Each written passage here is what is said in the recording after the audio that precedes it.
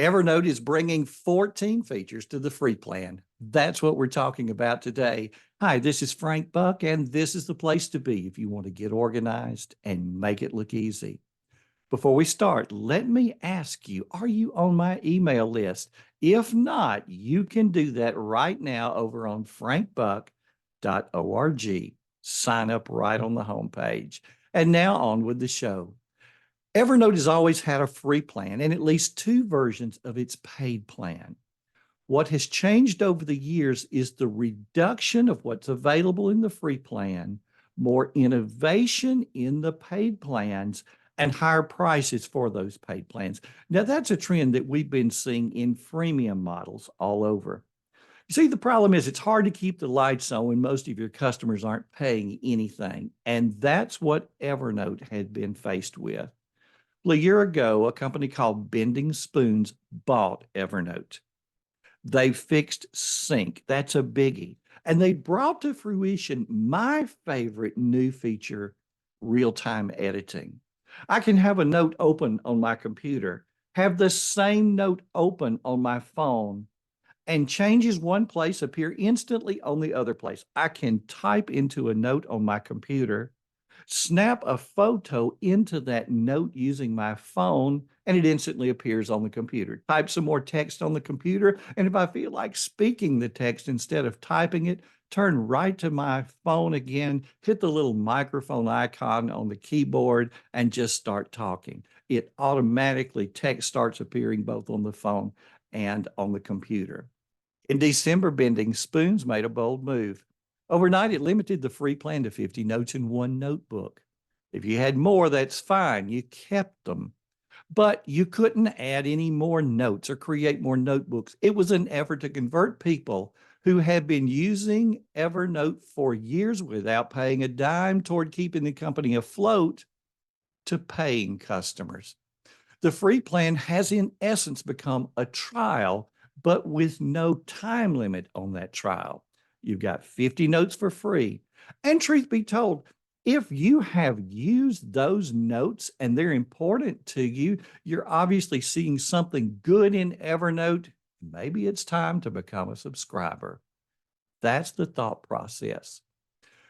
So, to make that decision easier, to show you what life can be like with an Evernote free plan, Evernote is taking some features that had been in the paid plans, 14 to be exact, and making those free so that you can see what life is like when you're an Evernote subscriber.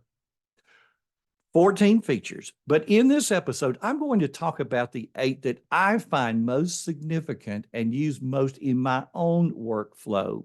In the body of the blog post, you're going to find the full list and a description of each one. And if you're listening to the audio version, I encourage you to come over to the blog post or YouTube video where you'll see images that support what I'm talking about. So my favorite feature that's coming to the free plan is emailing notes to Evernote. You see, when I started using Evernote in 2012, that was part of the free plan. It was taken out of the free plan in 2016, and losing that capability motivated me to become a paid user. I was on the free plan up to that point. You see, the secret to getting your email empty is having places to put the various types of email. Messages related to places you need to be go on the calendar. Emails related to things you need to do go on the task list. But what about emails that contain good reference information? What about an email that contains a recipe for peanut butter chocolate chip cookies? Now, Evernote is a great place to keep recipes, and the best place for this email is in the recipes notebook in Evernote. Well, you see, Evernote gives you an email address that you'll put in your contacts.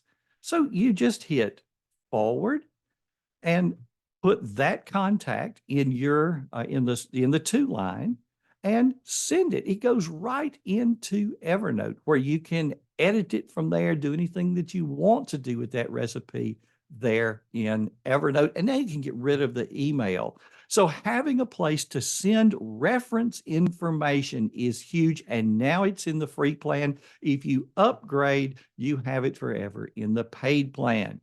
Sticking with email for a moment, it turns out this chocolate chip cookie recipe with peanut butter in it is really good, and other people ask you for a copy of it. So, how can you get it from your Evernote to someone else, especially when they don't even have Evernote? Well, the second feature that's just been added to the free plan is sharing notes via email. You click the three dots in the upper right corner of the note and choose email a copy. The other person doesn't even have to have Evernote. All they have to have is email, and there it is in the body of their email message. Okay, the third feature I want to talk to you about is called Spreadsheet Preview. Now, all Evernote plans have always allowed you to drag a Word document, a spreadsheet, an image, a PDF right into a note. A note can, in essence, act like a whole folder in other platforms. The new thing is that with this spreadsheet preview, instead of seeing just the title, I can scroll through the entire spreadsheet without even opening. You see, sometimes you don't need to make a change in the spreadsheet. You just need to reference something, and Spreadsheet Preview gives you an easy way to do that that saves time. Number 4 on my list is called PDF annotation. Here's an example. Some years ago at our house, we installed an irrigation system in our yard. It helps with not having to move those sprinklers to water the grass. And there were all sorts of pieces and parts, both as far as what went into the ground and the control box in the garage. So I created a note in Evernote for the irrigation system. I took pictures with my phone right into that Evernote note. And when I got back to my computer, I opened that note, clicked on each of the pictures, and used the annotation tools to label things and draw arrows. It's easy to do and it looks great. Now that's free in the Evernote free version. Number 5 on my list, let's go back to that cookie recipe. Now, also, I've already showed you how you can email that recipe, but let's say you want to make that cookie recipe a document that you could make available to the entire world as a PDF. Okay, pull up the note, click the three dots in the upper right corner, and choose Export as PDF. It's that easy. Number 6 is custom templates. When you create a new note, you always see start writing, drag files, or start from a template. Well, with the free plan, you've always been able to open the template gallery that exists and choose from an existing template. But what if you want to design your own template? Well, in my Evernote account, I have a section called My Templates, templates that I have created. And you will now have this too on the free plan. Start from a blank note, create your template, and when you like it, click the three dots in the upper right corner and select Save as Template. So this takes what would have been just an ordinary note and saves it as a template. So the next time you want to use it, create a new note and click the Open Gallery button and select the template that you want to use from the My Templates section. I have a meeting planner that I really like and can use it over and over again. And I can share the completed one with any person who has an Evernote account by clicking the share button. I can email it to anyone who does not have an Evernote account, and I can export that meeting note set as a PDF and make it available to anyone. Number 7 is offline notes. You and I are used to having internet access from everywhere. If you're on Wi-Fi, then you have access to your Evernote information via Wi-Fi. If you're out and about and there's a cell tower around, then you have Evernote on your phone via your data plan. And if you're somewhere without internet access, but you have the Evernote desktop software on your laptop, where there's all of your Evernote information. It just won't sync back with the Evernote server until you get back on the internet again. But what about your phone when you have no internet access? Suppose you're in a foreign country, or you're on an airplane, or you're in a very rural area. Well, what you'll find is that you can open Evernote and you can see the names of the notes and the notebooks, but it does not contain all the information. All that information is not downloaded to your device. That way it saves space. It's reading it from the Evernote server. So with this particular item, with this offline notes, what you can do is designate certain notes or certain notebooks to be available offline. Very easy to do. And when you do have internet access, just open the note or the notebook in the upper right corner, click the three dots, and you'll see a little slider that says to make it available offline.